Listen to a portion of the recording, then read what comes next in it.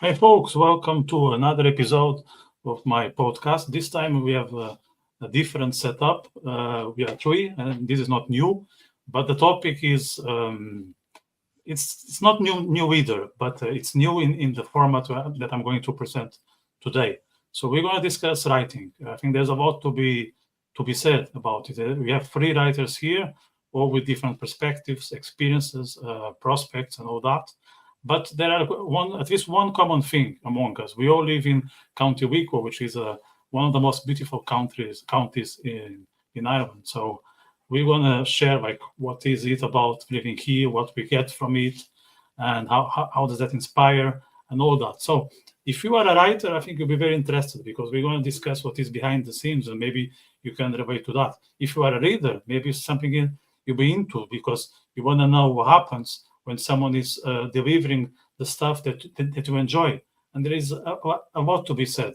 So that's the topic. And for that purpose, I have Jeroen Vandommele, that you already know. He is a veteran. He was the first guest, and he was with us maybe 2-3 weeks ago.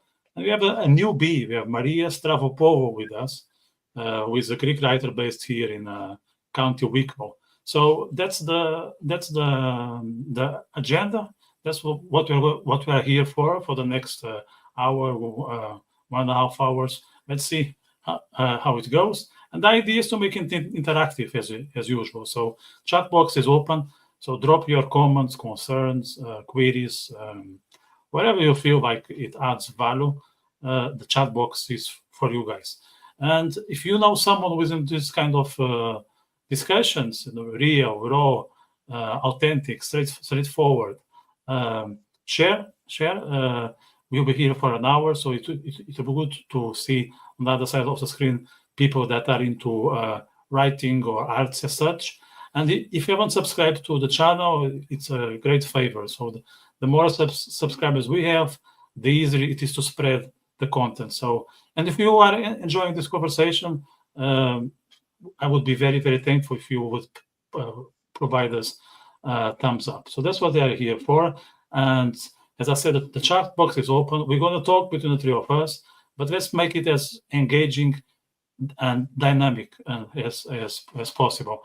So I'm going to start with you, Maria, since you are new to this podcast. If you'd like to introduce yourself to the public, that would be a great starting point. Yeah, sure. And thank you for having me in this podcast. I've been watching them, and it's a great honor for me. So, as you said yourself, my name is Maria. I am Greek. I've been living in Ireland for the last 7.5 years. I have a 9 to 5 in corporate, but I really enjoy writing, so I've been pursuing it more actively as of late. So yeah, plenty of opportunity here for arts and culture and exploring nature here in Ireland. So definitely that is helping me with my writing. I like to draw from nature and everything. So County Wicklow is a great opportunity for all of that as well. So very good. So I'll be eager to know more about your work. Where are you at the moment? Your trajectory. But I want Jeroen to say a couple of words about himself. I think many people already know you, but maybe you have something to add because you have been very active over the last months. So if you can tell who you are to the people, that will be a good beginning. Sure. I'm Jeroen Vandommele. I am Flemish of origin, but I've been living in Ireland for a long time, as you can probably guess by my accent. And I've been in Wicklow for the last 10, 12, 13 years, something like that.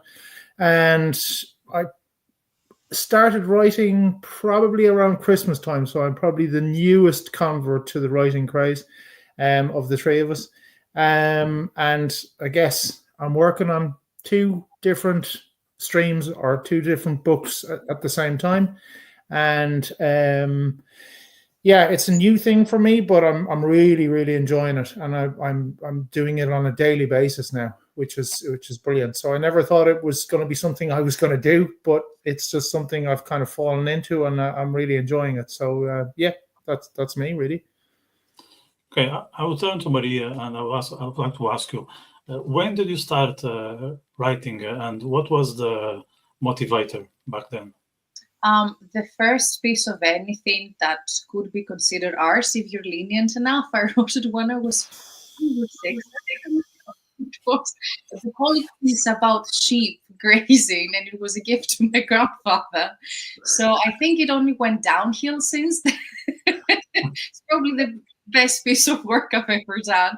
But I always had an interest in literature myself. I knew how to read and write from a young age, and my parents really, really fed this appetite for reading all the time.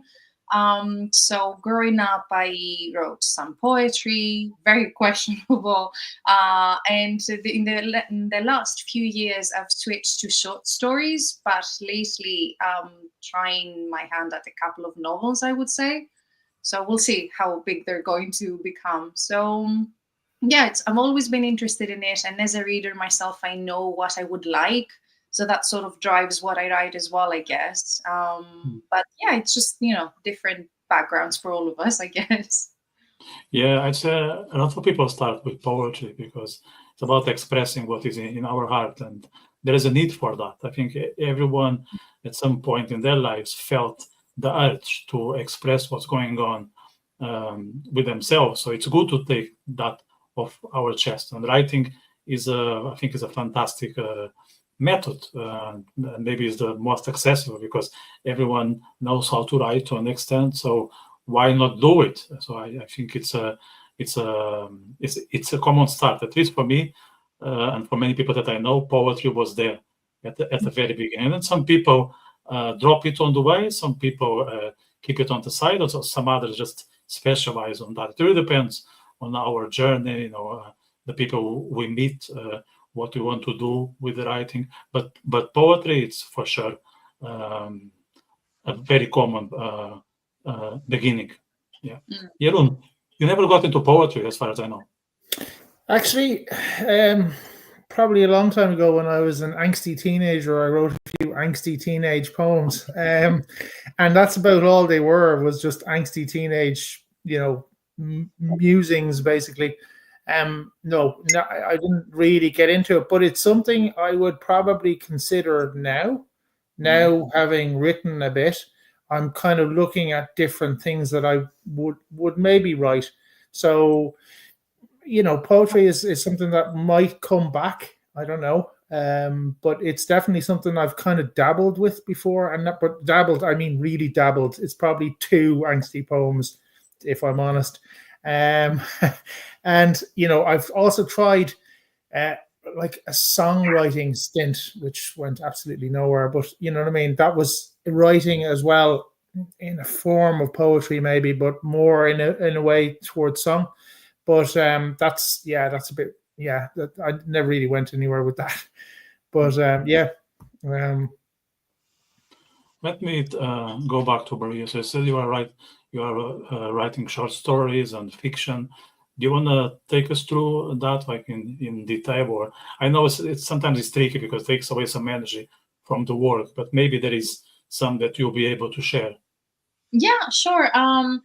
To be honest, the short story started as a challenge because my fiance just bet on me to write a little bit every day. So I said, I'll show him. So I started writing a little bit. And this turned into these sort of fantasy short stories. It's about different, at the moment I'm calling it Tales of Old Men or something like that, because it's one story is dedicated to an old man, a mage of some sort. Something is going on in his life, and it's just going through different things. Really, I'm exploring different topics in each of them. Some of them are more farcical, some of them are more serious, but this is something I have on the side as like a collection.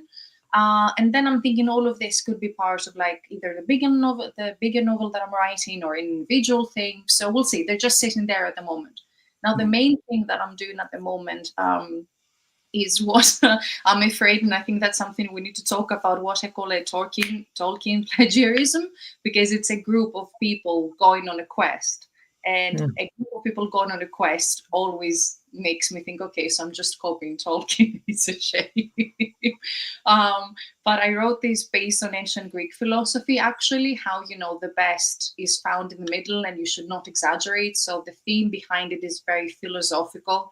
I wanted to be an easy to read sort of fantasy adventure.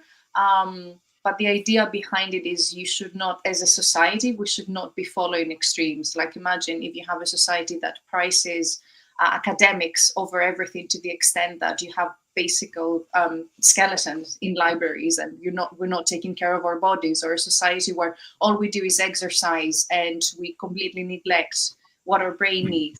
So this is the underlying theme behind it. And recently I started writing another sort of, it's an adventure action book, not fantasy this time. So we'll see how that goes. And that's based on some personal experiences, but I'm trying to make an adventure out of it. You're sort of James Bond, people trying to not get shot and things like that. So all those things are happening at the same time. So we'll see. It's a lot at the moment. Yeah. That's an interesting point. You want to say that some of your stuff is based or inspired in personal experiences, because like there is some, I think there's always some concern about putting what happened with us, on the paper, because maybe that will impact other people. Maybe we will share too much about ourselves with the wrong individual. So how do you filter how much of you it is in your writing, if you filter it, of course? Mm-hmm. At the moment, I'm not filtering it about the one that is based on my own experiences, because I don't know what's going to happen with it. And I think the fact that I'm putting it into someone else's life and I'm not, it's not an autobiography, it lets me to be more liberal with it. And if I had any, crash with reality, or if I felt uncomfortable, I could say, this is not, I could, stretch it a bit to not make it so much about myself in the end. But I think it's very therapeutic to allow yourself to do that. But for me, because I write a lot, I don't want to say about myself, but I express myself a lot in what I write. So I will take a character, or I will take a situation, and basically the main character, for example, in my novel, is how I would think and how I react in situations. So for me, at that as well, it can be fantasy and everything. But that as well is something that in the beginning I had trouble sharing with people, because I thought it shows what I think, it shows what I feel. And when you put it out for people to read, you can't hide behind it anymore. So yeah, I think at this stage I'm just focusing on writing what feels right for me. If I have to do a pass at some point and see that there are things I don't feel comfortable with, that could be an edit at some point.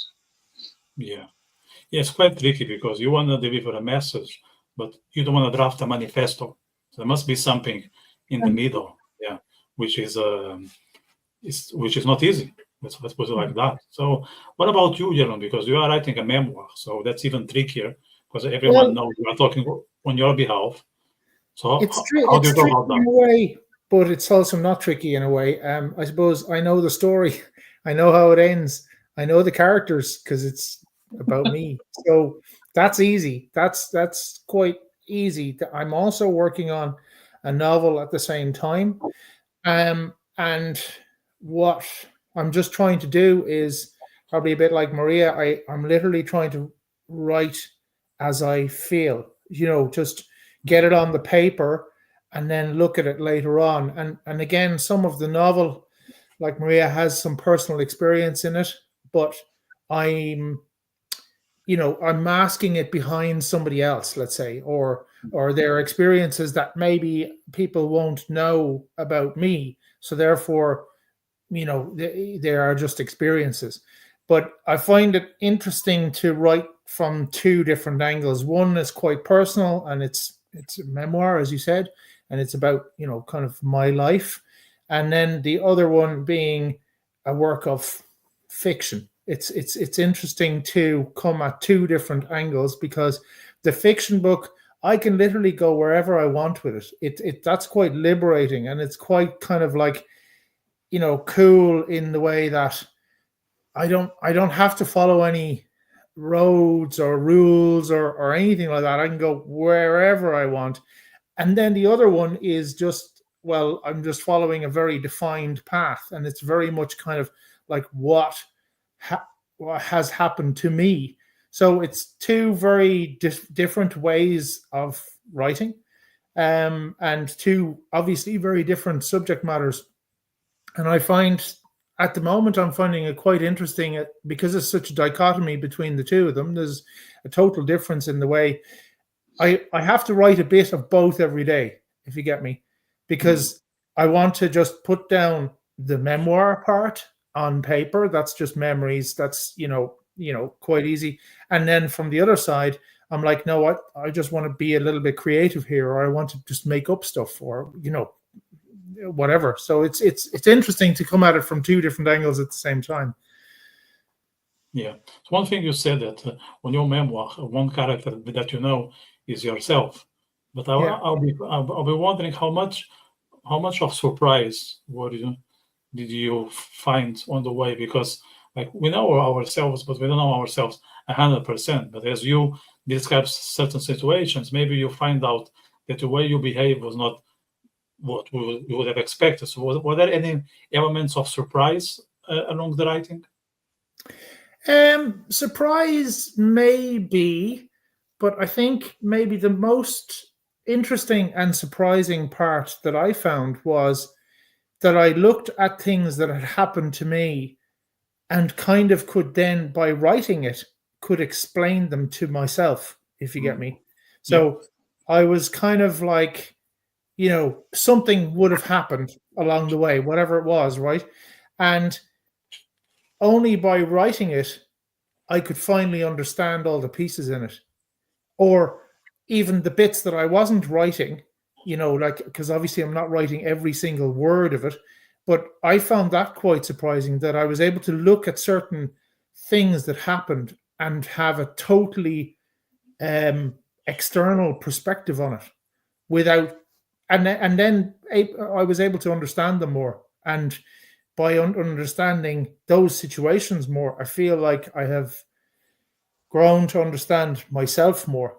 It's probably cliched, but I feel that, there's definitely a learning process here with that, and a learning about the past, or about things that have happened, a learning about my family, a learning about the mentality of certain people in my life, which without writing it down, I hadn't really seen that yet.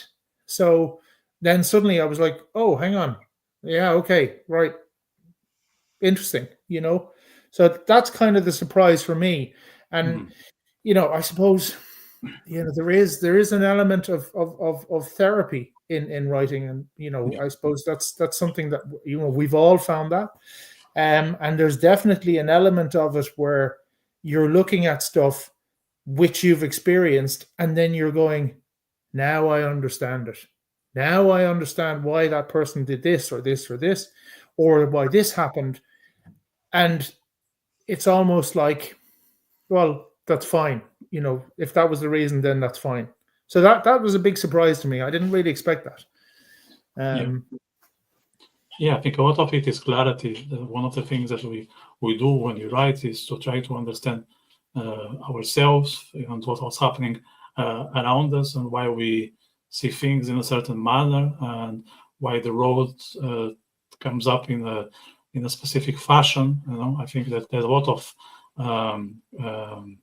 clarification. It's a lot of clarification exercise about writing, and for sure the past is. It's a massive scope, and I would say even the future, like our dreams and all that. Well, one of the things that I wrote recently, I even did a video about that myself, was I wrote my will. This is not a literary piece, but still, it also gives a lot of clarity about how you relate to people, because you're going to see who you expect to be with you, and to what degree. So then you kind of identify who is really the people that matters, and those who matters less.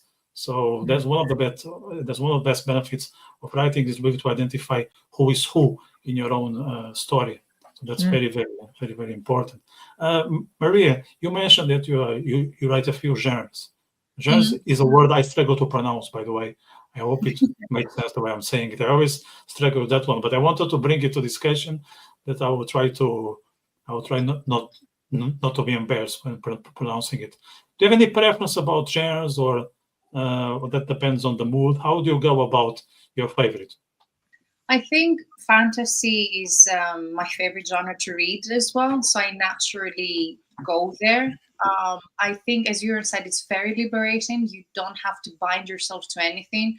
And I really appreciate and enjoy world building myself. So in the one that I'm writing now, I'm just creating everything from scratch. Like, I'm bending the rules, I'm making situations go the way I want them to go. And that's very, it's like a mental exercise. So I really enjoyed it. It's always a surprise because, sometimes I have a problem. That's something I discussed with you on some stage. And I said, I'm stuck here. I don't know what to do. And we just had a brainstorm and we said, well, you know what? It can go wherever I want it to go because it's fantasy. I can just create a crazy rule to explain this. But it is, I like dealing with problems and finding solutions to them. In my real life, I'm a chess player as well, so that's an element there as well. Like, always, the unsolvable problem is a challenge. But I naturally diverge to fantasy as a genre thing because it's just so much space to do what you want, and you don't have to expose yourself as much as you do with like an autobiography, or you don't have to try to find as many ways to hide what you want to say as you would do with a whodunit, for example, which is another favorite genre of mine. I don't think I could write a good mystery ever. So perhaps, mini mysteries in the fantasy book that I'm writing, that only takes, a couple of pages to come across to the solution. I find that easy. So I try to incorporate different things so that I don't have to commit to a book that's fully one genre when I can make it part of another one. So yeah, that's what I find more enjoyable as well. I don't know if it comes to me more naturally, if I can say something like that, but that's the one I'm enjoying the most, mostly because, or partly because, I have the less difficulty writing it. It flows better when I try to do that. Mm-hmm. And is there a mood that is more prone to a specific genre? I don't know. I guess it depends. Sometimes you just want to lose yourself in something, or sometimes you want to, like, I don't know. I wrote a part of it one day when I was feeling very sad and I was reminiscing. That was about death, and it was, the characters were going through something, and it was very sad. And there was, there are some days where I want to, feeling good, and I want to put some piece of humor in it, or something has happened in my life and I think, oh, I could use this, So I guess it depends, but sometimes I find that I may start from one place and then the story sort of takes me someplace else. So I might have a different mood at the beginning than I do when I turn off the laptop, basically. Yeah, it seems to me that you enjoy not having the upper hand. You like the idea that the story is driving you and you can get into a place that you don't know what it is, and you find out when you get there. Does that make sense? Or? It does, because that's happening to me a lot. I sit down, not because I have an idea about something, but because I'm thinking, okay, I need to sit down and write something. So then I will start doing that. And then it's just, sometimes it's not like I don't have control, but I thought, okay, I would have never thought of that myself, and all of a sudden it's there and I'm writing about it. So I don't know, maybe it's just a very good creative blackout or something. I don't know, but it happens. Yeah. I must try that method because I would admit I'm a bit German, or maybe German. It's a bad word to say here. I'm a bit bossy, let's say, with my characters. I tell them what to do, and sometimes they don't obey. That's fine. But I like the idea that I give instructions and I have a degree of understanding what's going to happen. Maybe it's OCD, maybe it's not being German, maybe it's just OCD. But there are occasions that they misbehave, and I'm fine with that. But I prefer to have a roadmap and then allow, let's say, certain flexibility for the characters to divert from what I told them. So there's a dual aspect of the creativity that let's say I came up with a script, but then the actors can slightly change according to their own features. That makes sense, yeah. Jeroen, would you let us know how do you deal with your characters in your fiction book? Well, I suppose what I did was I first came up when I started writing it. I didn't want to write a kind of a roadmap as such. All I wanted, and I wrote it in kind of bullet points. I wrote 5 characters, and of those characters, I wrote their age, their sex, their what they do, right, and what they're good at, what they're bad at, but in very, very short kind of shorthand, if you like. So I basically wrote out possibly half a page on those 5 characters, and those 5 characters are in a family unit. So then I based certain things on that. So certain happenings that have happened so far, I based it on skills that I had described, let's say, in that character write-up. So I didn't really want to give myself a roadmap. I have an idea of where the book is going, and I have a very basic premise of what I want it to do, but it's already changed and morphed into other things. So the idea that I started out with was very basic and very kind of not so much a roadmap, maybe a slight guide. And that guide has already changed once or twice. But I'm still basing it on that kind of list of characteristics that these characters have. And therefore, things that are happening to them may introduce a skill that they have, or may have brought about a type of personality that this person is, dominant, arrogant, I don't know. So certain things that have come into the story are based on that. And that's kind of where I started out with. And I'm kind of trying to, without having a roadmap, I'm trying to let it flow as much as possible and just see where that takes me. And so far that's working for me. And I've tried to write every day, and I'm trying to write sort of, even if it's down to 3 or 4 minutes, it doesn't actually matter, but I'm trying to write every day. So it's interesting that I'm just writing, and then I've gone, sort of a week in, and I'm gone, ooh, that's gone a slightly different angle to where I expected it to go, and I'm cool with that. I'm allowing it to just happen and flow. Yeah, that's kind of what I based it on, without having kind of, a roadmap of this is what's going to happen in the book. This is what, this character. I just have given some indications to myself as to what those characters can do, or what maybe certain skill sets that they have. And then we'll see what happens after that, Yeah. Before we get into your writing discipline, which I think is very interesting for people out there who are struggling to put the work together, I just want to say hello back to LOI Talk. So for people who follow this channel, they might know every Thursday we do here a LOI review and forecast. So we discuss the games of the previous weekend, and we also try to predict what's going to happen in the next day or two. So we have another session coming up on Thursday. Will be 7 o'clock Irish time. I'm part of this LOI Talk, and I also collaborate with the LOI WordPress, where I provide the team with articles about the Cork City games. And there's one happening on Friday. So Cork City plays here against Shelbourne. I'll be there for sure. So there'll be an article released on Saturday. So I just want to advertise and say thank you very much for LOI Talk to join us today. Jeroen, I will keep the ball with you.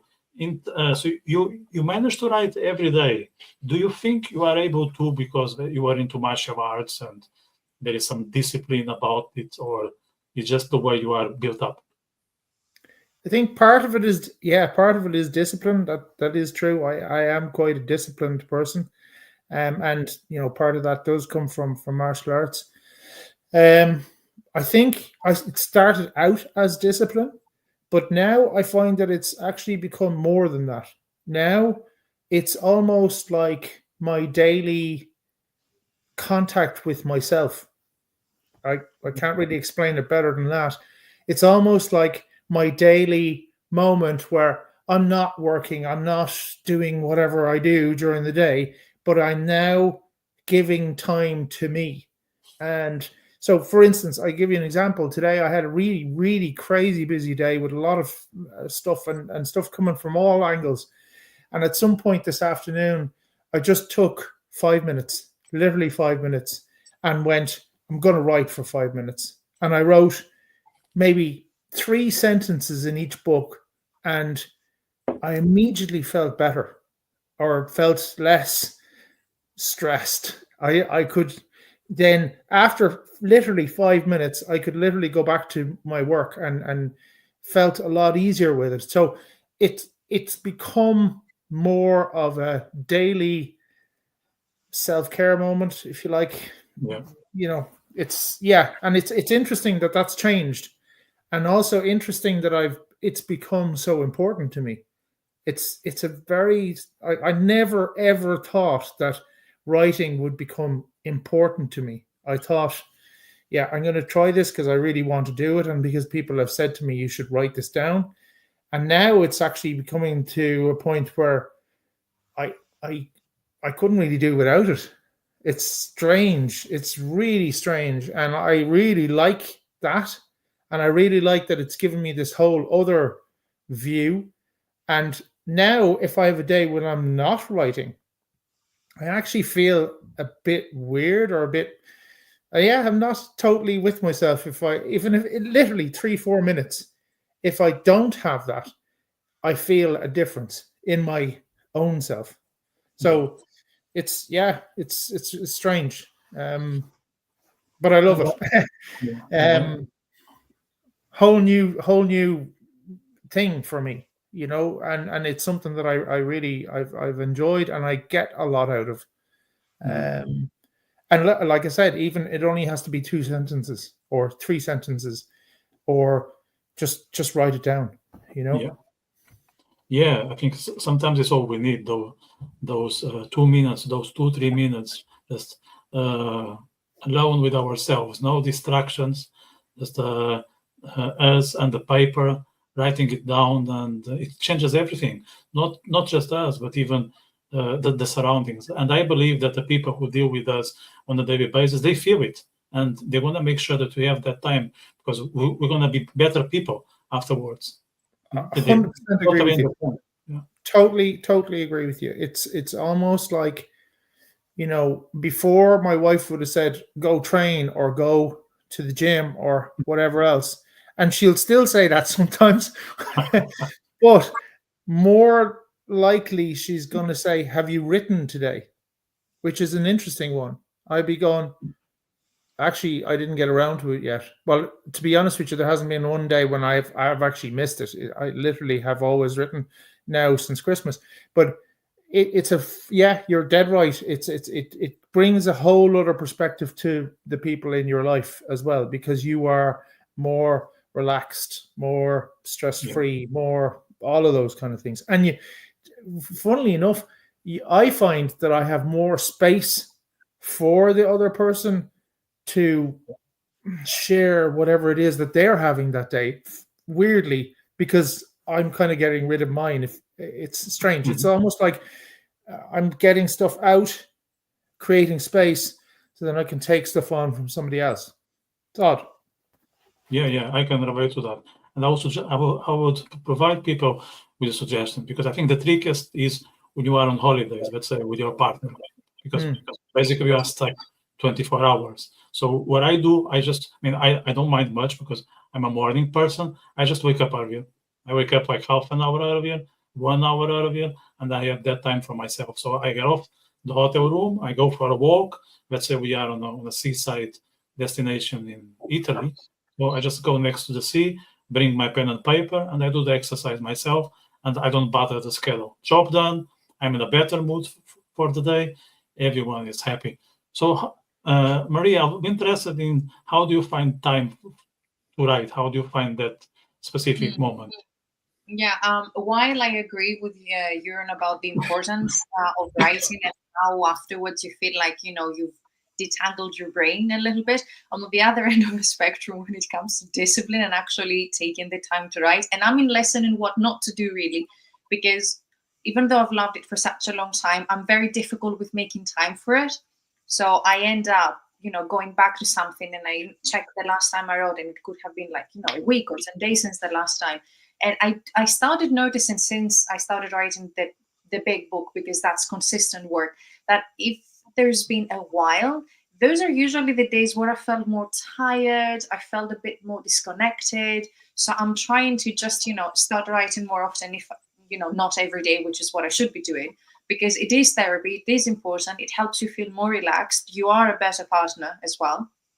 And I find that it helps me deal with situations better, because say something happens to work and I'm frustrated about that, or, I had a conversation with someone that I didn't like or anything. If I start writing something, even if it's not something that has to do with what has happened, I feel like, you know what, that's not as important. Look what happened to that person in my book. Like, I'm doing better than that. Sometimes it could be extremes like that. Or just the fact, that you don't have to be good at writing. I think that's a big misconception that a lot of people have, and they don't start writing. You don't have to be good at it. You just have to do it. So at the end of the day, even if I don't have any confidence in what I wrote, I feel, you know what, this may have gone to hell today, but at least this I did, and it's my product, and I have the ability even to read and to write that we take for granted, or come up with ideas. This is very, very important, and we really take it for granted. And especially with, with fiction, for example, being able to create your own scenarios, that is something that's not a talent necessarily, but it's important to be able to have this ability. Or if you're writing something from your own experiences, it's good because you're giving your brain that space to recall information. So it's a little bit of an exercise for your body and your brain as well. And I think that's where some of the serotonin, I guess, comes from when we write. But for me, I think it's mostly the fact that I question myself too much. So I'm thinking, I don't have anything to say today, so I shouldn't write, or I can't write. And that's stupid, because every time I force myself to sit down, I get through the block. Yeah, 100%. And there's a reason why we call it first draft, because it's not a final draft. That's why it's called first. Not the second, First of many. Or the final. Yeah, the first of many, exactly. It's the first, and that applies to everything. The first video, the first, first run, everything that is the first. It won't be perfect, it won't be ideal. It might be promising, it might be encouraging, but that's the first. So there are enhanced mistakes and imperfections about the first, and we should be okay with that. And it's fine. If you don't do the first, you'll never get to the final draft. So it's okay. Like, it reminds me of Jung's sentence when he says, the fool is the predecessor of the wise. So you need to be willing to be a fool to be wise later in life.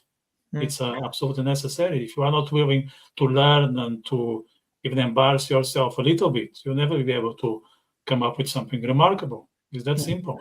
That's simple. But of course, I think people struggle, and especially artists, with negative emotions. So they don't want to write, then read it and say, oh, this sucks. How come I did this? I thought I was so talented. I thought I was so skilled. And all of a sudden I read it and it's way under my expectations. And maybe it is, but that's okay, because we're just starting. You have to accept that you are new to something, and there's a lot to be learned. And the first draft will be always a first draft. That's okay. Same with first book. So you publish a first book, and then after 10 years, you're on your fourth. There'll be something about the first that you maybe are not totally happy with, but that's okay. It was your first.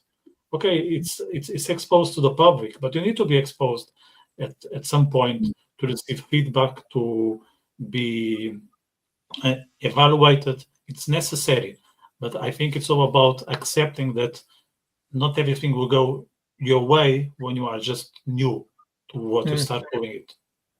Yeah. No, and if I may, I think every day we're fed with so many, prodigies and talented people who started doing this at 10 and they were so great. And you think, like, I've thought this myself, and I'm in my 30s, I thought it's too late to become something in that. And it is a misconception. You can start anything anytime you want. It can never amount, perhaps it will never be a career, but a hobby is very important. And you'll never, the first time you start cooking, it won't be good. The first time you start running, you won't be fast. So I think if you get past that something has to come out of it, or like I have to be good at it to do it, then you have a very easy road ahead of you. That's what got me past my initial, shyness of it, if you want. And that's when I started sharing with people, when I realized that it doesn't have to be good. It's mine. As long as I don't feel I'm embarrassing myself, which is also something I had to struggle with. You don't even have to share it with anyone. It can be your own therapy. It can be, as you're saying, your own time. But it's just, for me, it's, I don't know, why do I need to be Beethoven when I can be Alan Rickman? He started his career very late, and he's my go-to example every time I think I'm too old to do this, or perhaps I don't have enough time to do that. You can start something at a later point in your life, and you could be very, very successful, or you could find a way to cure yourself or help yourself, even if you're 50s, 60s, whatever. So it's especially for writing that you don't need any sort of I don't know, agility, I guess, or speed or anything. You can start at any time, and it can be anything. So many genres to explore, so many books to read, so many, blogs to share and to create and everything. So it's just, start whenever, I guess. Yeah. I would totally agree with you, Maria. I think that's the key is the two things that really, stood out to me there was, it doesn't have to be good. Right, we have this misconception in society and whatever else that that we do things and we have to do them good or well or right. No, that's not the truth. We have to do it wrong before we can do it right, and we have to do it badly before we can do it well. We have to learn how to do these things, and you're absolutely right about it doesn't matter what age you are, it doesn't matter what your experience is, it doesn't matter what your any kind of genre that you're going for, right? Everybody can write. Everybody can write. And I think that now I've really discovered that it is something that not only can everybody do it, but not many people actually go and do it because they go, what am I going to write about? Or it's going to be crap, or it's going to be whatever. No, just go and write. Whatever it is that you feel, go and write it. My sister is and she has been all her life. She's a music teacher, but she's also a really, really, really good poet. And she's been writing poetry since she was, 12 or whatever. And she's now in her 30s. And she will just write a poem and then send it to us. She doesn't publish them. She doesn't, she sends it to us on a WhatsApp, on the family WhatsApp group. But this stuff is amazing. Like, it's really, really, and I've said to her, you got to publish this. And she's like, well, I might, maybe I will. But it's all about the writing part that's important. That's it. What you do with that writing part afterwards is actually not important. If you publish, if you don't, if you, you let somebody else see it or not. Well, it's the part of it that's important is actually getting it on the paper. That's the important bit. And after that, what you do with it is less important, It's two good points. Which I totally agree with. It's Yeah, and if you think about it, like many famous, remarkable writers, then they wrote a lot, but they published very little because it was not it was not their interest. It was not their main intent. All they wanted was to express their raw views or what was going on in their hearts, and making it available to public was secondary, absolutely secondary. They did the work, or maybe they published like a very small fraction, 20% of their stuff, and the most important was only released after they passed. So publishing, yes, it's something that it has some role in writing, but writing is the main thing, is the core. Without writing, you won't be able to do the rest. So it's I think is the toughest part is the writing. People think that like writing, it is enjoyable, but it's also challenging because first, like as we were saying, we need to find the time, the availability, and then there's this whole exercise of reading what we just produce, and we're not always happy with that. Okay, so we need to be able to cope with what we just did and improve it and make sure it fits what we wanted. And I remember when I started writing, I had and I want to move to mentorship with that. I had a very good friend, who is still a good friend of mine. He's like 20 years older than me. He was a philosophy teacher in my secondary school, and he told me something. He told a couple of things, but one that I will never forget is never ever have ambitions of being perfect. That doesn't make sense. If you want to be perfect, you will give up like in the next week or two. You need to be realistic. Like you should aim to be good. You should aim to produce something that makes sense, but not to be perfect, because that's not going to happen. And that's stuck with me till now, because most people, like they say they write a poem or a short story, and they're going to find out things that they are not happy with, and then they just throw it to the bin. And that's wrong, because as I said, that's a first draft, and maybe you need that to do something that you'll be able to publish later on.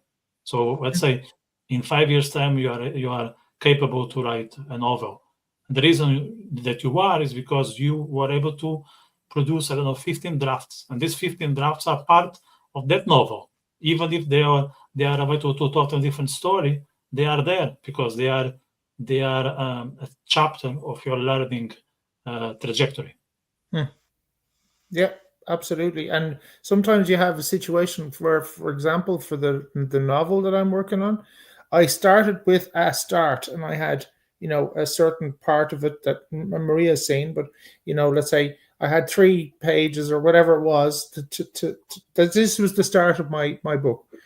And then I looked at it and I went, actually, that's not actually the start, because I need to go back here. I need to go backwards. So that part has actually become somewhere that's going to be maybe 4 or 5 chapters in. And again, I will have to change it because it's now involving other things or whatever else. But sometimes a first draft mightn't be where you think it would be when you write it down. You might suddenly go, hang on a second, that actually works later on, or that could be a scenario that I develop later on. But yeah, you need to be open to do that and to look at it and go, yeah, that's not actually really where I want to start it, or that's not really what I want to explain right now. I need to go backwards, or I need to go forwards, or whatever it is, and I can fit it in somewhere else. So it doesn't necessarily, because it's a draft, right? Yeah. You can fit it in wherever you want to fit it in if you decide to use it. But I also think the whole thing about taking stuff out and getting rid of stuff, actually, I'm trying to get rid of as little as possible, because whatever that stuff was reflecting something that day that I wrote it was there, if you get me. So I'm trying to not edit stuff. I'm trying to reuse it or recraft it or re-put it in somewhere else in a different way, because of that day, whatever it was, there's something of that day that's come into that. So I'm just trying to not get rid of stuff.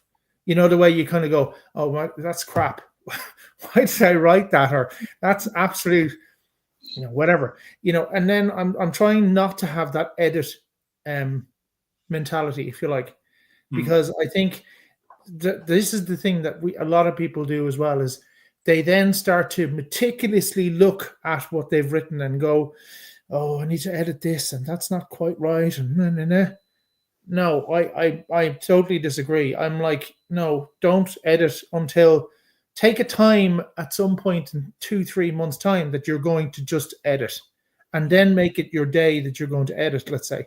But don't go around and go, maybe I need to. That's just not the way I'm working. That doesn't work for me. Yeah. In terms of editing, I would agree with you. I think it's absolutely necessary, but you shouldn't edit while you are writing. You should have that gap. Let's say 1 month, 2 months, even 3 months. I'd say 3 months as very minimum, that the stuff can cool down and you have enough distance to look at that with the eyes of a third person. Because you don't want to you don't want to read your novel as it is your novel, because otherwise you'll be too passionate about it. You might be too critical. You maybe be too proud. You want to try to approach it like it was written by a friend of yours. So you want to try to edit in a way that will help your friend.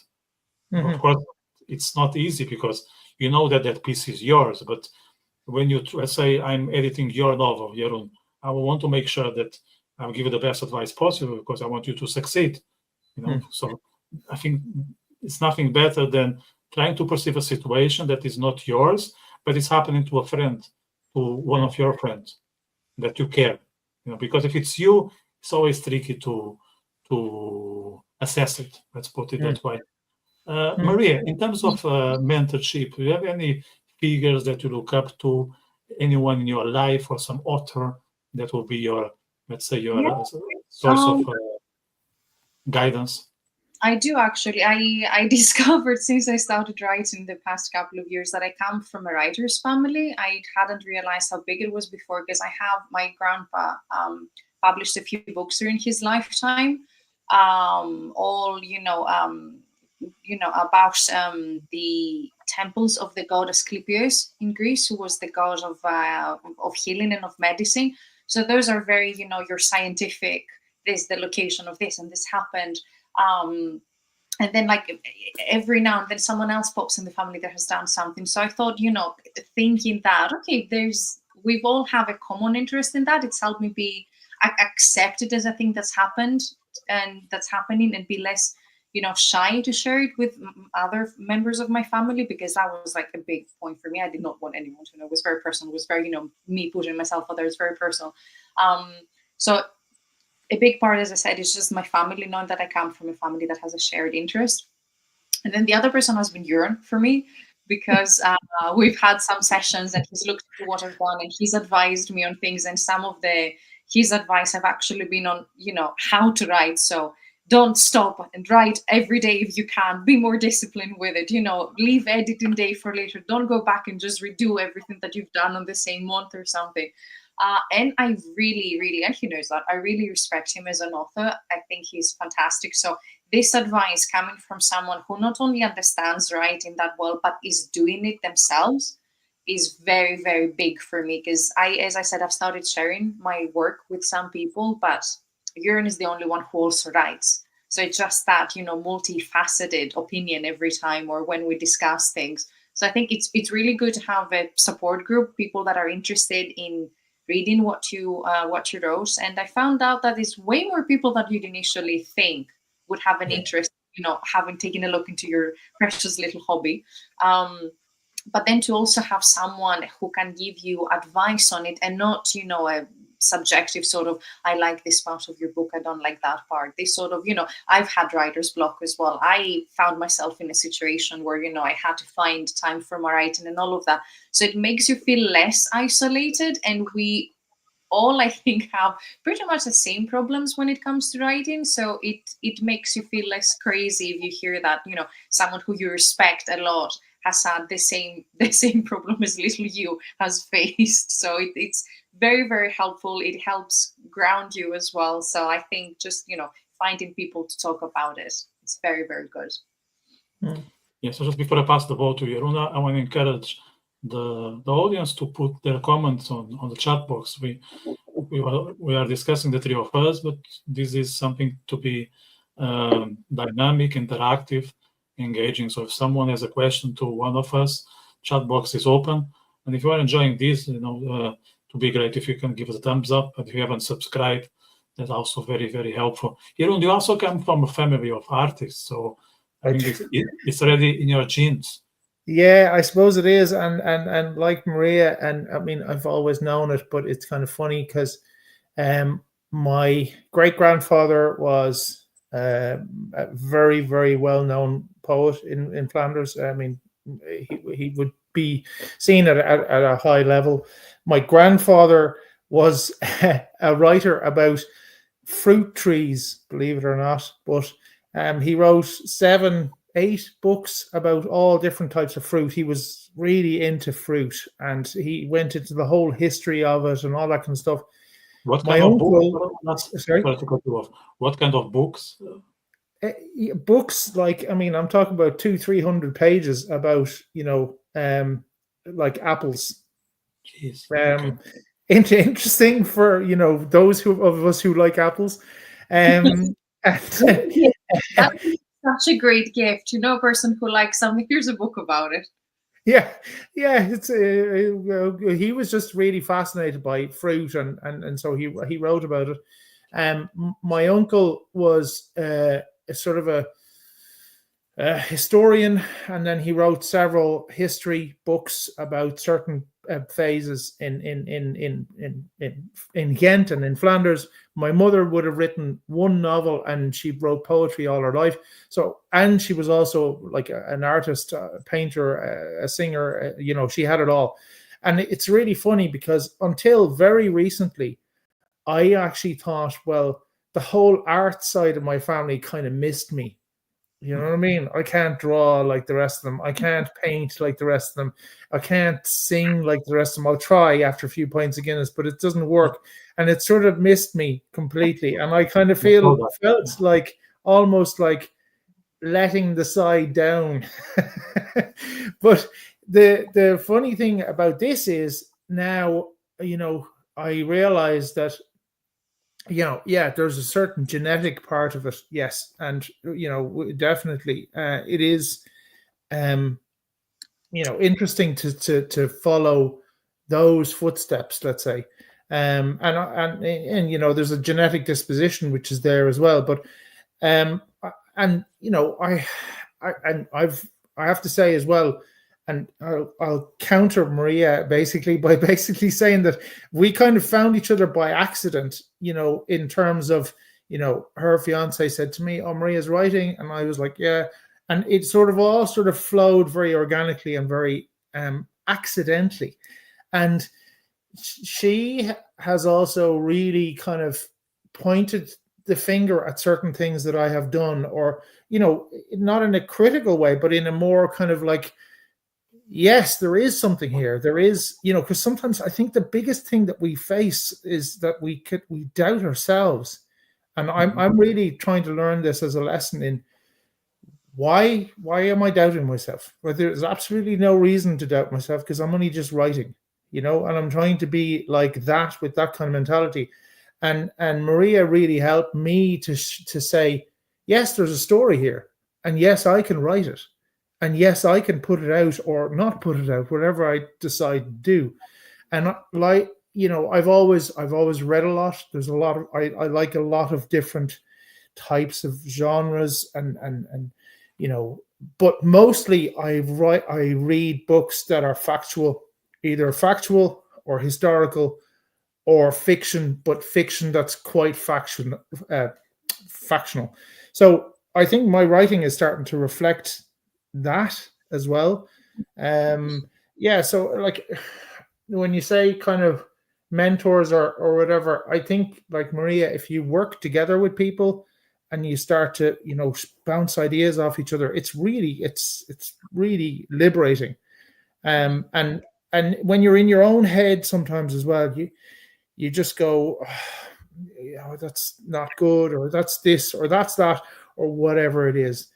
But you don't see it from another's perspective, and working together makes that happen, and brings it along a lot further than you would think, and develops it. Yeah. Go ahead, Maria. Sorry. No. I was just saying that's very correct. You can see yourself progressing through time, but it helps to have someone who takes this journey with you. And as you say, Jeroen, doesn't have to be criticism or anything. It just has to be, how does a different person perceive this? Like, it's making think of my other grandpa who was a priest, and he was writing his own sermons. And I'm thinking, if he stopped every time he had a sermon to question himself on how good it is, and maybe I will not, there will be nothing to say in church on Sunday. So you have to go through with it. It has to be a necessity for you to say what you want, and then you can edit it later. You can, make something different out of it. But seeing how other people perceive it can be a very good thing, because you can have constructive dialogue if they have a different opinion, or it could be just, backing you up in what you think is a good piece of work, for example. Or if you don't think it is, they may say, well, for this reason, I think it's great, or I'm really interested in seeing what happens next, or like, I like how you made me think about this one way or another. So I like how then when you start sharing it with people, it becomes a dialogue as well, and it brings you closer, because then you can start discussing things like, I didn't expect that this person would do that, or like, I I thought that this was going to happen and then it didn't. So I think it's a way to really connect with people as well, whether or not they like it or whether or not they're interested. They don't have to, commit too much to reading it or anything. You can just have one conversation and then you feel a different way about it. And I find that it's a good thing. Because they can either back you up on this is good and you can keep going, or they can make you second guess something when it could be a good thing, or then you have to justify what you did and then you feel strongly about it, or you can, correct something that wasn't there in the first place. Like I remember I said something with my fiance once and it was very clear to me what I was trying to do, but it wasn't to him. And then I said, wait, it was like the ramblings of a madman. So in my mind, it made sense, but it had to lead somewhere that wasn't clear through the way I was writing. And that can happen in everyday life as well. At least that's what's teaching me. Sometimes I start talking about something. It's very clear to me when I'm going with that. And it's not to the other person because I'm 5 thoughts ahead and I haven't taken the time to explain what's in between. So it teaches you things about how you should converse with people as well and, present your case or your arguments or whatever. You do get better the more you write, and I do find that I become more eloquent the more I write because it's all tied together. It's not just an isolated hobby, like, I don't know, I'm good at knitting. This will probably not help me with any other skill, especially a verbal one in my lifetime. But writing, it just seeps into so many different things. It can only be good for you to keep on doing it, whether you like what you're doing or not. Yeah. I think so about the interpersonal skills. So you learn a lot about engaging and with others, communicating, and you understand that your head is your head. It's not anyone's. It's not others' head. So you might perceive things because you know what is on the background, but their context is quite different. So you might see it blue, but they see it green. Yeah. And there is a reason for that. It's not that you are right and they are wrong, or vice versa. Just you had a trajectory, they came from a different place. So, and this encounter will make it realistic because maybe the thing is not totally blue or totally green. It's something in between. So it's very constructive when 2 people get together and try to approach it from different angles. Of course, you need to award the right individuals to assess your work. You cannot just accept anyone to do the task. There are some qualifications, but I think ideally you want someone who writes, who knows the stuff, who has been on your shoes, or at least is into the topic. And I would also argue that you can only be a good writer if you are a good reader. Because if you don't read, you'll never be able to write properly. And that's the same for musicians, movie directors, all sorts of arts. Yeah, I would agree with that. I think if you read a lot and you read from a lot of different angles and a lot of different type of scenarios and whatever else, then it will affect how you write. I would totally agree with you on that. And you want somebody to read your writing who reads, if you get me, because they're bringing all of that into it. It's interesting to see that, and I think from the different perspectives, I think it can make you, like you said, Maria, it can make you maybe change tack.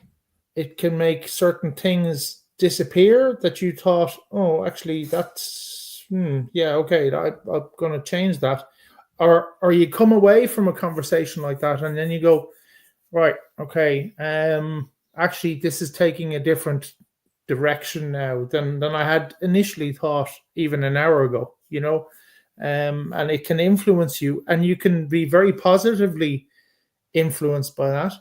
And also where somebody can point out, well, that bit, I don't know, that doesn't work for me. And then, like you said, because it's a totally different perspective, you're going, oh, hang on a second, that person doesn't understand maybe either how I've written it or the perspective that I'm trying to present. So it makes you change little bits about it, or, it's always interesting to have another perspective on it.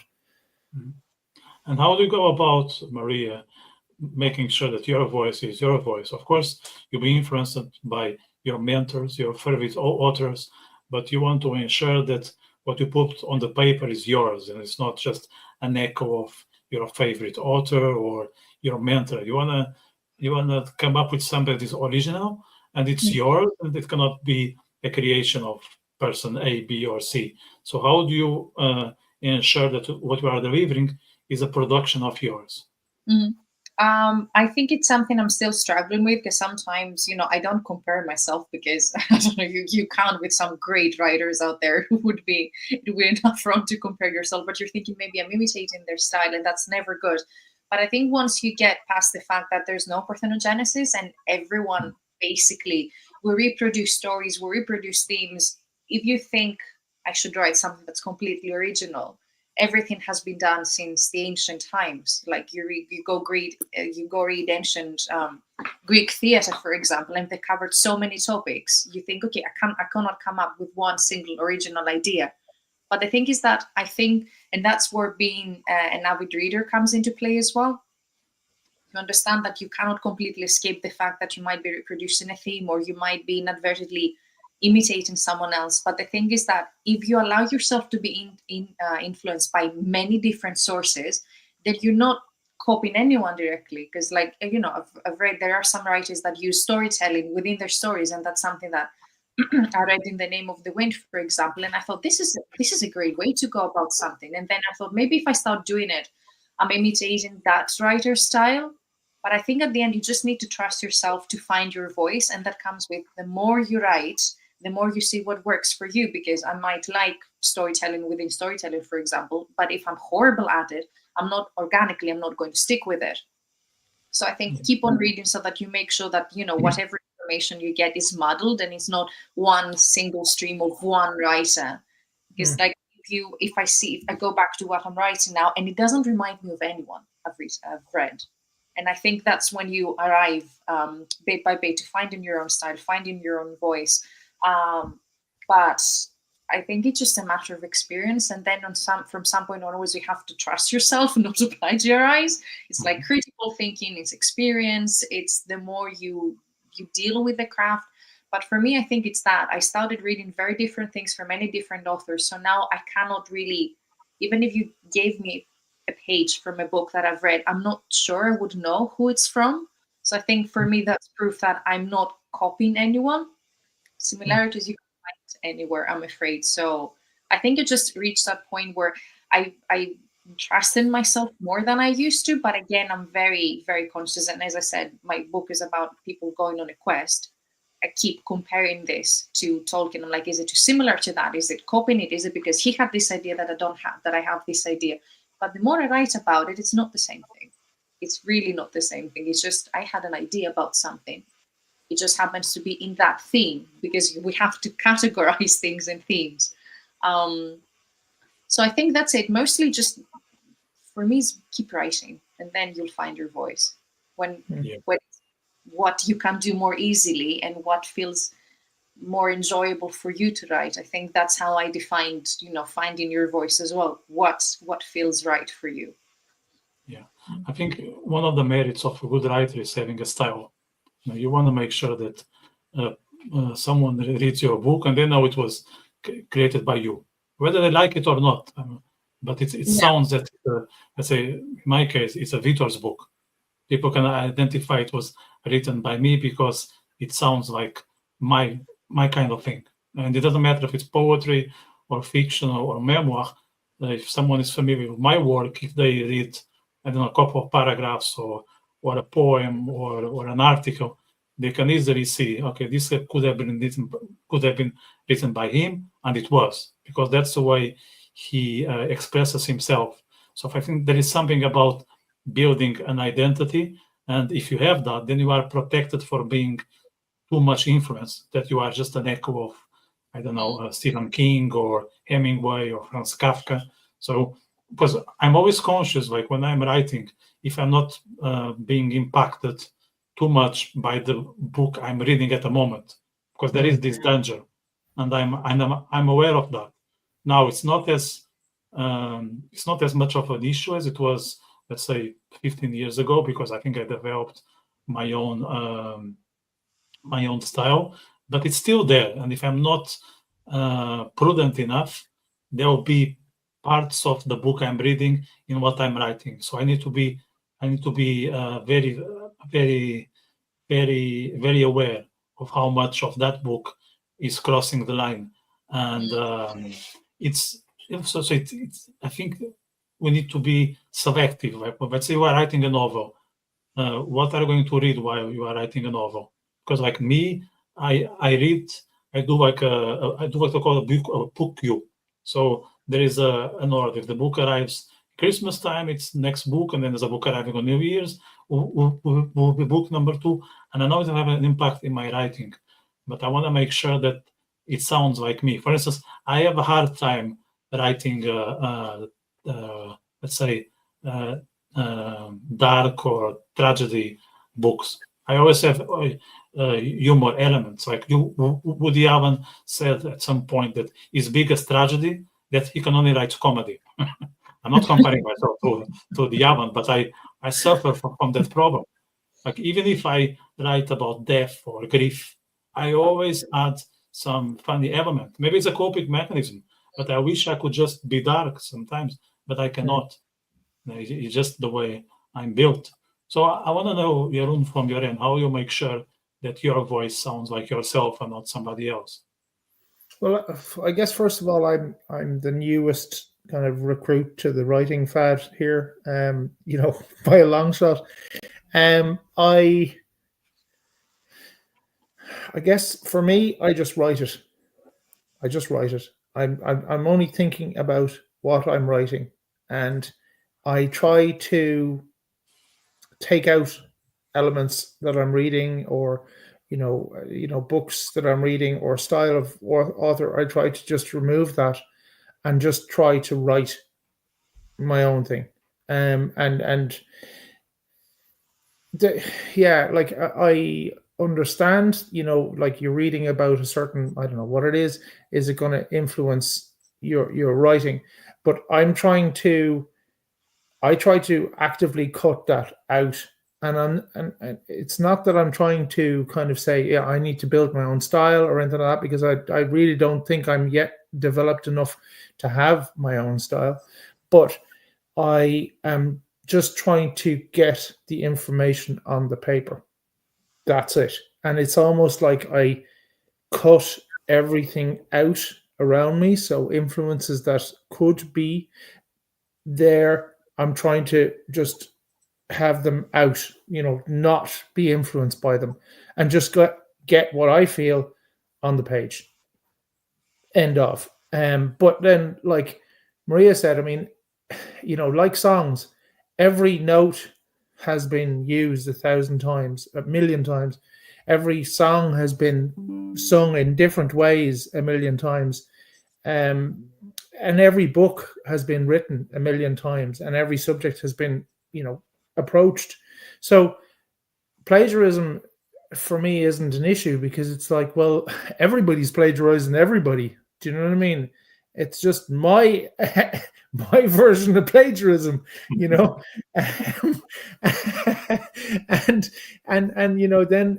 then I just write that. And sometimes I do have that thing of when I'm writing something and I look at it and I go, that's interesting that I'm bringing in something there. I want to create a description of something or whatever it is.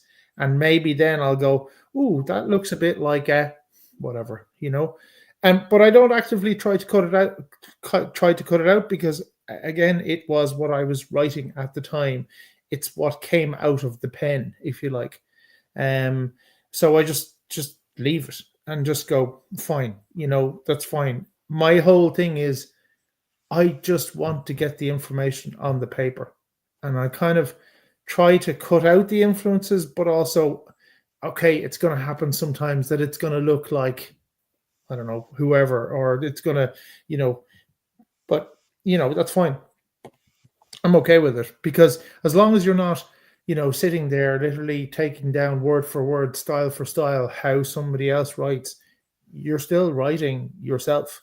You're still bringing in all those influences that we've talked about. And it still, at the end of the day, becomes your voice, your feelings, your emotions, your all of those things, just by a process of sort of elimination, just because of the fact that you've actually done it. So yeah, it's, you know, that's kind of the way I work it. No, and I mean, we live in a time where retellings of classic stories are a big thing, and people are not upset about it. Like I've read a few of them myself, about Achilles, about Kirky, about, you know, ancient Greek mythology and stuff.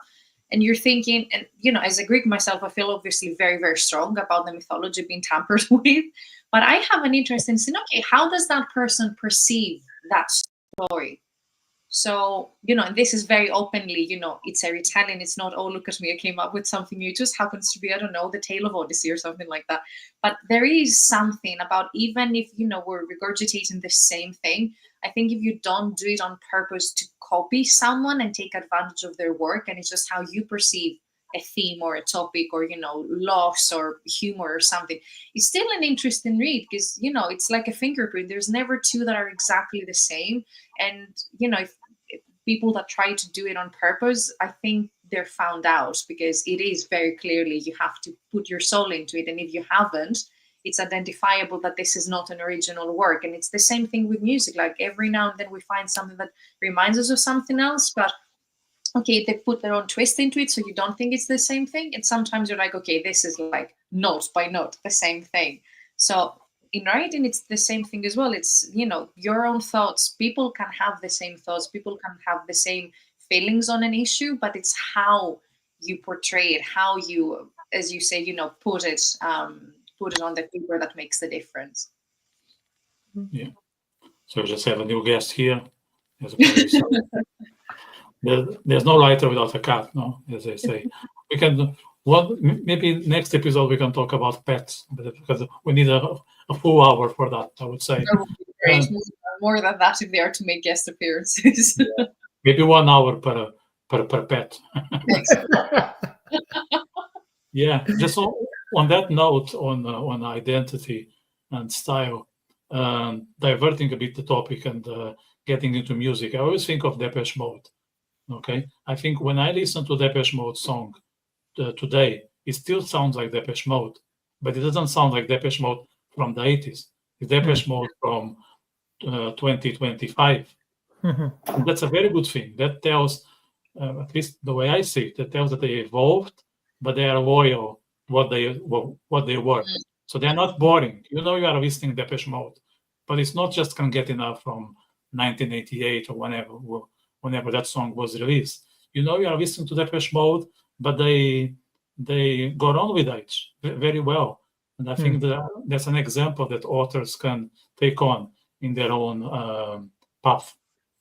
That was a very good example, actually. You can see the consistency throughout the years while you're still interested in that. It could be the same thing. You could be writing for 50 years. People could tell by what they write that it's you, but you could still come up with interesting ideas. It's, you know, it's very interesting to see it happen. I think that's a very, you know, when it comes to music and stuff like that, like, you know, I have a huge music fan, but like, you know, I can listen to one of my favorite artists. His name is John Martin. Not many people know of him, but I mean, he started in the 60s and he went on till you know, like 10 years ago when he died, but he made an album every year, and every album is different, and every album has different types of songs in it, but you still know you're listening to him, you know? So that's very much, you know, how his identity still comes through that, you know? And I mean, you know, great writers as well. When you read a book by a particular writer, you could nearly cover the front of it and not know that it's written by that person, but you know it's written by that person, if you get me, you know? Yeah. And it's just, it's their identity comes through, whether it's in music or whether it's art or whether it's in writing, that identity still speaks through, you know. I went to a Picasso museum years ago, but Picasso, when he was a young boy, right? He was 14 years old or something like that, right? And obviously he hadn't got into Cubism and all the things that we know him for, but his art was absolutely amazing and dark, very, very dark. But this was drawings done by a kid, basically, and it was the museum that documented him until he was about 18 or 19. But all the way through, you're still going, well, this is still Picasso. You still see him, even if he's a 14-year-old boy and he's experimenting with, I don't know, whatever. Do you know what I mean? So that identity comes through, and writers, musicians, artists, whatever, they do have that specific identity that you go, yeah, that's that person coming through, you know? Yeah. But I think for me as a writer, I don't really specifically need that kind of, I need to build my own style, let's say, or whatever else. Again, I just want to get it on paper. And if somebody reads it and appreciates it, then it's kind of like, well, that's cool. You know what I mean?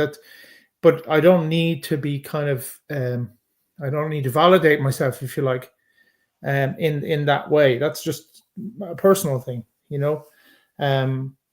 But yeah, it's interesting to see that, and you see when you see, say, in a musician or whatever, you see a huge development, but you know, oh yeah, that's still that person or that band or that singer or the, you know, whatever.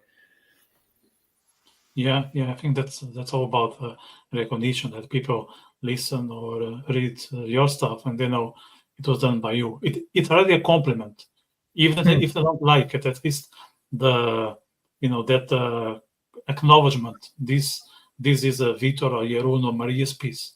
That's something. That's a good start. At least they know who you are, and if they know that, that's already a sign that you are making an impact. And I think writing aims for certain things, and for sure one of them is impact, because we want to make sure that there is some echo about our words. Otherwise, you know, there will not be any point in putting that on the paper. So I think, Maria, go ahead. No, I was just going to say as well, it's about sort of, you know, who are you trying to impact, and what sort of impact are you trying to create? So for my memoir, it's specifically written for my son, specifically for him, because when I'm gone, I want him to be able to look back and go, that was my dad, you know, and to know me better through the reading of that. And if other people read it, and that's fine and it's great, but it's literally for that one person. So, you know, it's who is that person you're trying to impact on, and what sort of impact you're trying to have on them as well, you know. And also that's very ambitious in a good sense, no? I mean, because you're communicating to your son, because it's a lot of responsibility about it. I suppose, yeah, maybe I didn't really think of it like that, but it's more kind of like, more that, you know, there is going to be a time when I'm not here, and, you know, I want him to know me. And, you know, you don't know each other, you know, totally, you know, even if you're in family. So, yeah, I suppose it is ambitious. I didn't really think of it like that, but, you know, it is written for him, and it's written with him in mind.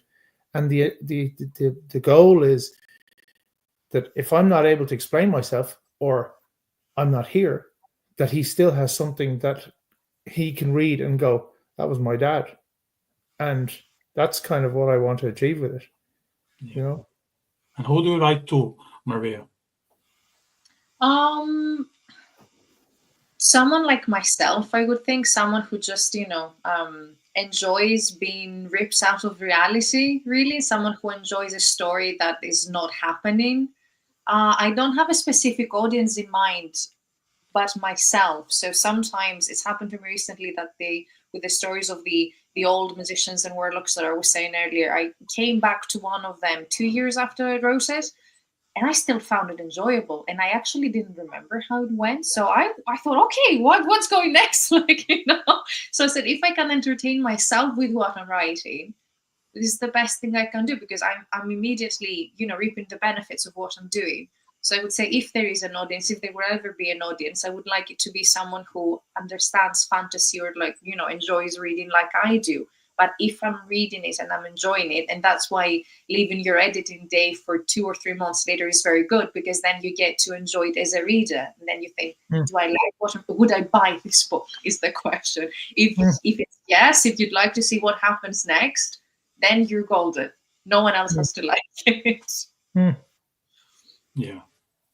Look, I'm going to come to a closure, but there'll be plenty of other topics to go through, which I think is a positive note when we end up, with that conclusion that, okay, we had 5 topics and we were able to discuss 7, but 2 of those we didn't touch because we went all over the place. So I think that's a good sign. So I want to thank you very much for the insights. I think we shared stuff that will benefit the people out there, those who are thinking about start writing, those who are thinking about what to do with their free time. And maybe when I have writers or new writers listening to us next time. Yeah, that'd be cool. And thank you very much for having us on, Vitor. It was great. Yeah, thank you very much. That's been wonderful. Here's to the next one. Yeah, 100%. Hopefully very soon. Yeah. So for the public out there, what do we have on the schedule? So tomorrow, unfortunately, we won't have our Wednesday partnership with Iron Shield, and the reason is I'm participating in a arts festival launch. So there's an arts festival happening here in Dublin called Five Lamps, and I'm gonna be part of the schedule. I will be delivering a talk on Harry Kernoff on my book, Harry Kernoff's Guest. That will happen on the 1st of April, Fool's Day, but that's just a coincidence. And tomorrow we have the festival launch, so I'm going to be part of that in the evening. So I want to be able to deliver the Iron Shield. The Iron Shield will be back on air. I think everything going well next Wednesday, the 19th. I'm still not certain about the topic. Myself and Marco are divided between 2, but probably will come up with something of your interest. And next Thursday, as I said, I think an hour ago, we have the FOI talk. So we will go through all the games that happened here in Ireland, the football games last weekend, and those who are about to take place Friday and Saturday. And on Tuesday, we have other 2 writers. We have Neda Arya, the Iranian writer who was with me at the beginning of the podcast. And we have her mate, Aaron Schott. I don't know if I pronounce his name well or not, but we're going to be here 3 writers again. So to be next Tuesday, 6 p.m. Irish time. And that's what I have for now. I want to wish everyone a good evening, and we'll be together very soon. So thank you very much. Have a good evening. Bye.